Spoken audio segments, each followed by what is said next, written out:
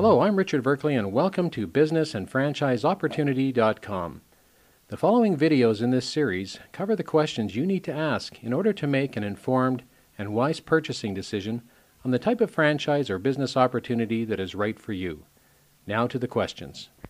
Okay, welcome back. Our next question comes from John, and John's question is pros and cons franchise versus starting up your own business.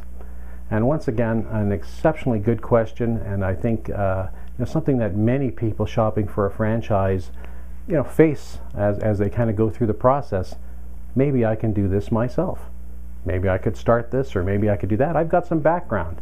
So let's kind of have sort of the best seesaw look back and forth at these two sort of potential opportunities.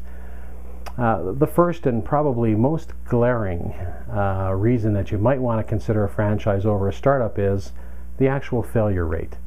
So if you were to Google business failure rate, you're going to find some very interesting statistics, and they're going to kind of be all over the place. But to put it in sort of broad or simple terms, pretty much they're going to tell you if you were to start up a new business of your own, you're going to have a failure rate inside of the first 5 years of anywhere from, say, 75 to 90%. So your chances are going to be very slim that you're actually going to be successful. Not that you couldn't be that 10 or that 15 or 20% that are.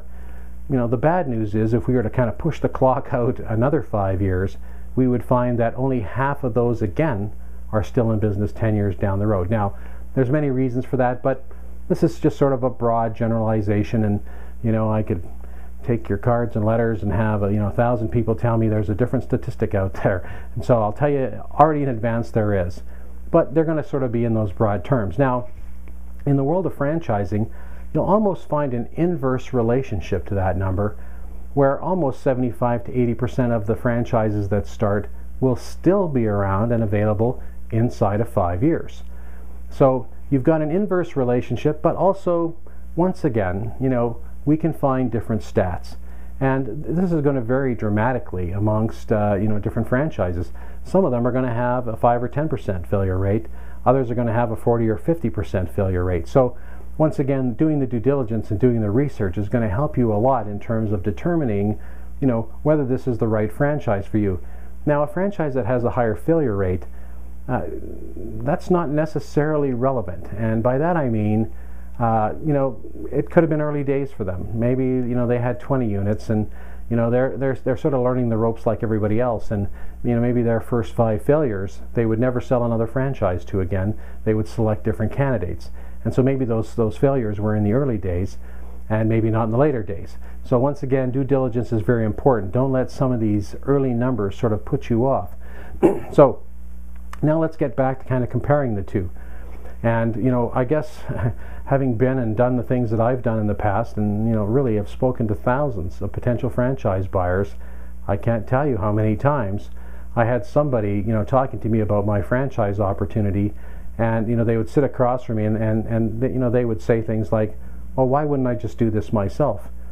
And quite frankly, that was one of my favorite questions, because I'd want to look them dead in the eye. And I wouldn't, and I'd look at them and I'd go, because we'll kill you. And we'll kill you because we're going to have 20 locations in this city, and you're going to be one person. We're going to market with the strength of 20 units. We're going to buy advertising that you can't buy. We're going to buy product, equipment, and services that you cannot buy and compete with us.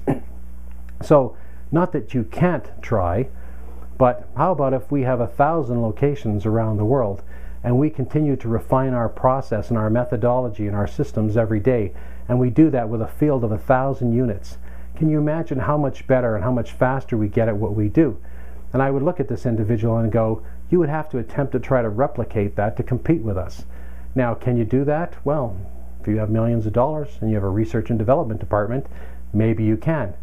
But here's sort of the bad news.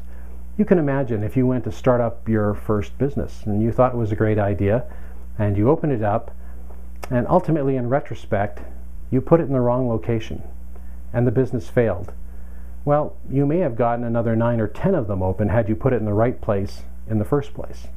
But you needed to learn those lessons, and you needed really deep pockets to kind of help you through those early days in order to get to those 9 or 10 stores. But the bad news is you opened the first one in the wrong place, it failed, and you never got to the other 9 or 10. You can imagine in the case of a franchise where they now have 20 units, 50, 100, or 1,000 units, they've learned many of the lessons and the things not to do immediately. So aside from the fact that you've got an inverse relationship on failure, there are many, many reasons on top of why you'd want to buy a franchise over top of starting something on your own. Hello, this is Richard Verkley. I'd like to thank you for watching my videos. If you're interested in purchasing a franchise and looking for additional information to help you make an informed purchasing decision, I'd like you to come to my website at www.businessandfranchiseopportunity.com. Thank you.